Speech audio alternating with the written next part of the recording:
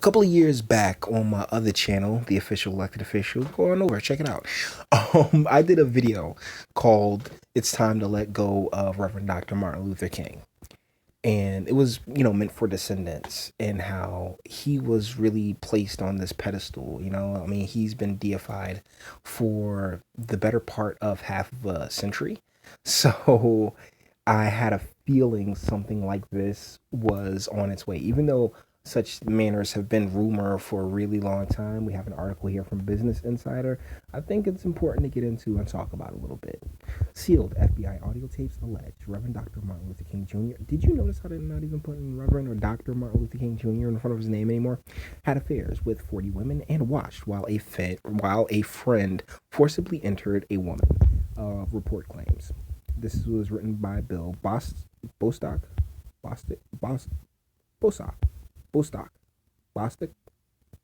Either ways. This is Reverend King with Reverend Abernathy, Bishop Julian Smith during the Civil Rights March in Memphis, Tennessee on March 28th, 1968. And that first is just the thing we already talked. The article by the King biographer David Garrow, set to be released on Thursday, and Standpoint magazine will detail the FBI memos, London's The Times reported. Garrow said the memos say King engaged in orgies, solicited prostitutes, and looked on and laughed as a pastor he knew forcibly entered a woman. The memos were part of a huge U.S. National Archives data dump in early 2019. The FBI secretly recorded King in a years-long effort to discredit him. The tapes themselves remain under seal in the U.S. National Archives, and Garrow's article was rejected by more prominent news outlets, so the story carries many unanswered questions about the accuracy of the FBI material.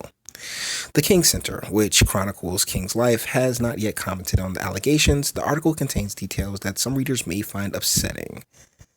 Okay, so let's get into this a little bit, but before we do, I just want to say that, he's human. Like they all are.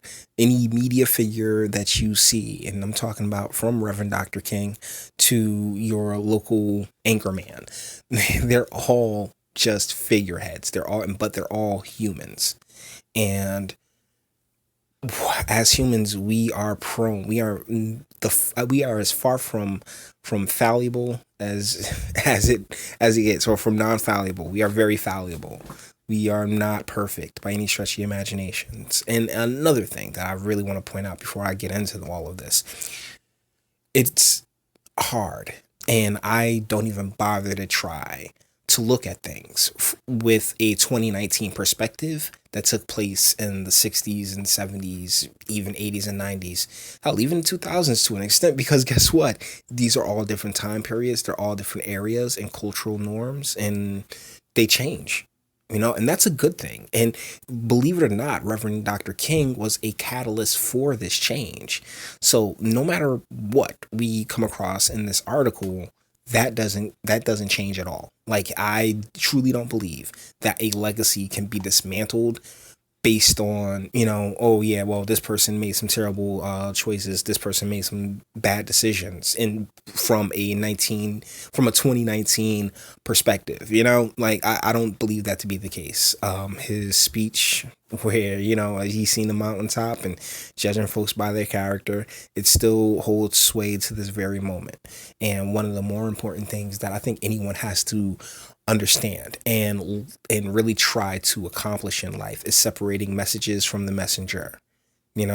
Like, as much as I don't like Candace Owens, I will never say that she's not, like, I'm not going to sit there and be like, oh yeah, when she said something right, I'm not going to sit there and discredit what she said just because she said it. I will say it's her saying it, but I will also be like, yeah, she's not wrong. So let's get into this. Documents describing secret FBI recordings alleged Reverend Dr. Martin Luther King Jr. had affairs with 40 women and watched. That's okay. Wow, Jesus Christ! How many times are they going to say it in the same article? According to London Times article written. Okay, the tape sealed until 2027 in the U.S. National Archives hold recordings from bugs placed in hotel rooms King used in the 1960s when they were suspected his aide Stanley Levinson was a communist. Okay, so these are sealed until 2027. So, I mean, honestly, we're not even going to get we can't even really get to it. And they'll probably be resealed then. Business Insider has contacted the King Center, and okay, we already heard that. Tapes were made as part of FBI surveillance project that began in 1955 and continued until King was assassinated in 1968, according to Stanford's Martin Luther King Jr. Research and Educational Institute. The FBI was trying to gather negative information about King in hopes of using it to discredit him. Former FBI Director J. Edgar Hoover was personally motivated to bring down King, according to the Institute. Yeah, I mean, J. Edgar Hoover was a D-bag. Given that context and given Garrow's lack of access to the tapes themselves, in addition to the fact that the Standpoint article has not yet been published, Garrow's claims raise questions about the accuracy of the evidence and the motives of the FBI agents who created the documents. In a separate article describing the magazine's rationale for publishing the story, Standpoint's acting editor, Michael Mosbacher, said Garrow's work was previously rejected by The Guardian, The Atlantic, and The Washington Post. A number of unnamed conservative magazines in the U.S. also shed away. Mosbacher does not explain why they rejected it, although he implies they felt it was too controversial. I can see that. Like I said, Dr. King has been deified in a lot of ways, and you got people from left and right all screaming about what Dr. King would say, what Dr. King would do. I remember that was such a big thing during, I think Trump and, especially during President Obama's run. So, however, Garrow's 1986 biography of King won the Pulitzer Prize, so his new material will be difficult to ignore. Garrow wrote that the FBI bugged 2 lamps in King's room at the Willard Hotel in Washington in January 1964, the Times said. Man, they really touched that picture up nice, didn't they? According to the Times, a memo accompanying the tapes alleges King looked on and laughed as a pastor of Baltimore Cornerstone Baptist Church forcibly entered a woman in the hotel room. The pastor died in 1991. The FBI documents say King had a conversation in which he discussed which women among the parishioners would be suitable for natural and unnatural sex acts, the Times wrote, citing Garrow's article. When one of the women protested she did not approve, the Baptist minister immediately and forcibly entered her, the Times wrote, quoting FBI documents. Garrow wrote that the FBI agents did not intervene during the alleged forcible entry. According to Garrow's article, which quotes the documents, at the same hotel the following evening, King and a dozen other individuals participated in an orgy. When one of the women shied away from engaging in an unnatural act, King and several of the men discussed how she was to be taught and initiated in this respect. King told her that to perform such an act would help your soul, the Times quoted the memo as saying. So, I mean, I'm not particularly sure how that makes him much different than any pastor in the hood today. Okay, let's be real. And this is another problem that I have with organized religion, because, you give anybody a modicum of power, they're going to abuse it. Absolute power corrupts absolutely. And a portion, and that's the crazy thing about, just the world we live in. A modicum of power can corrupt absolutely. King, whose wife was Coretta Scott King, has been accused of infidelity in previous documents, but never on the scale alleged by Garrow. He always thought there were 10 to 12 other women, he told the Times, not 40 to 45. Garrow said the new information poses so fundamental a challenge to his... Garrow said the new information poses so fundamental a challenge to his historical stature as to require the most complete and extensive historical review possible. Garrow's article will contain several other allegations about King's conduct, the Times wrote. Garrow wrote that William Sullivan, when then the assistant director of the FBI in 1964, wrote a memo that paraphrased a recording of King. The memo says King said he launched an international association for the advancement of cutty eaters, according to Garrow. One other FBI memo is said to describe a prostitute recounting a sexual encounter she said had with King and another woman in the Sands Hotel in Las Vegas in April 1964. According to the Times, the memo says King called a friend to get your damn ass down here because I have a beautiful white broad here.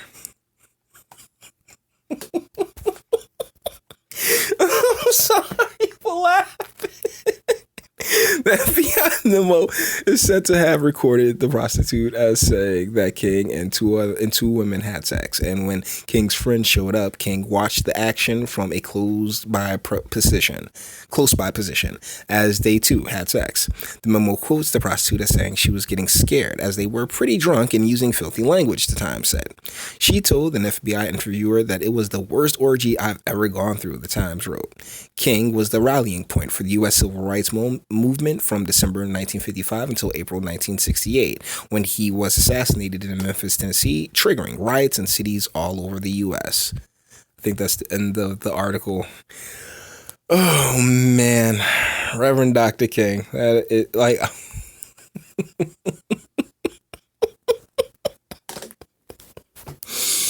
Look, like I took my own advice and I let him go. I mean, I don't hold anyone in that high of a regard, you know. And whereas, and I honestly hope that we don't, like, you know, as descendants, I hope we don't, like, they get propped up for a reason. Dr. King was propped up for a reason. You know, I mean, as much as I respect the man and I admire and appreciate all he's done for the community and for, you know, civil rights and getting the nation to where it is today. I mean, a lot of people are going to say, oh, my goodness, what are you talking about with Trump in office? Bigotry and racism. Let me tell you guys something.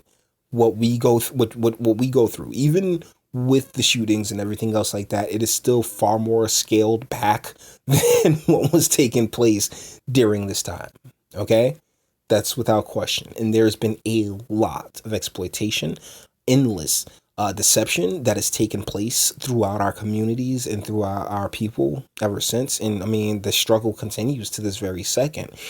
But they went out of their way to prop him up, and now it seems as if there is a coordinated attempt to tear him down.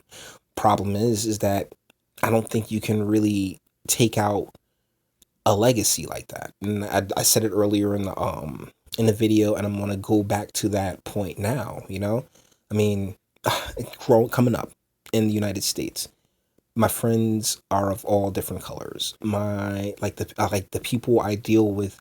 I try to look for the highest caliber of character, and the reason I look for such a thing is because it was the truest thing that could ever be said. Definitely at that time, you know, the content of the character is the real measure of a human being, man or woman or otherwise. So, with that spirit, and with so many people who, you know, internalize that message, I don't really think that you can knock them down regardless of what took place back then. And that's not to disparage or speak against any of the ladies of the night who were, you know, were used in that place, but we're also once again talking about ladies of the night. We're also talking about for what's ultimately an unsubstantiable claim, because those tapes still aren't released, and I'm imagining a comedy sketch right now where they are released, and it's just the funniest thing. I've been to the mountaintop. But either ways, you know, this is like the deterioration and the breakdown was always eventually going to happen. You know, they can only let you ride that shine for so long. It's the exact same thing with I mean, if Dr. King was still alive, this would have happened. This would have came out probably back in the 90s or something like that. Same thing with Dr. I was about to call him Dr. Huxtable, but Dr. Cosby. Like, you know, you live long enough to die. You know, you die a villain, or you live long enough to be. You die the hero, or you live long enough to be a villain. Oh my goodness, why am I messing this up so much? But it's a true statement. But no matter what, they can't take away what his words and what his presence and what his legacy ultimately accomplished. And then some people are going to be like, well, it didn't accomplish much, but I'm going to beg to differ, because there are, like, I think as a collective, we do strive to see the best and be the best and try to judge people based on their character more than anything else. and maybe his character wasn't squeaky clean, but there's no man's who is, or woman's, like nobody is 100% squeaky clean. I don't care what they present to you. I don't care what they show you. When you see people, they're only showing you a fraction, a mini microcosm of who they are, and context matters as well. Of course he's not gonna like like anybody that would come across the Dr. King who wasn't a lady of the night, then yeah, I ain't even asking about it. I was asking him about our rights. I was asking him about our liberties and all that other stuff. So yeah, I just think this is a very interesting article and an interesting story because it's good die young, don't they? So with that being said, if you like this video, toss me a like. If you enjoy my fantastic voice, throw me a sub. If you want to share it, I'd appreciate it because this is very interesting stuff. As far as what will be done to break people down and chip away at things. And speak. Let me know. What do you think? Do you think that that this actually happened? Do you think that the Mr. Garrows can be trusted? Even though, yeah, he was a biographer. If anybody had a front row pass, it was him. But at the same time, you did have a bunch of different publications skip on publishing this. So I think that because I've never heard of the Standpoint before, so I think this is just an interesting take and an interesting story. So until the next one.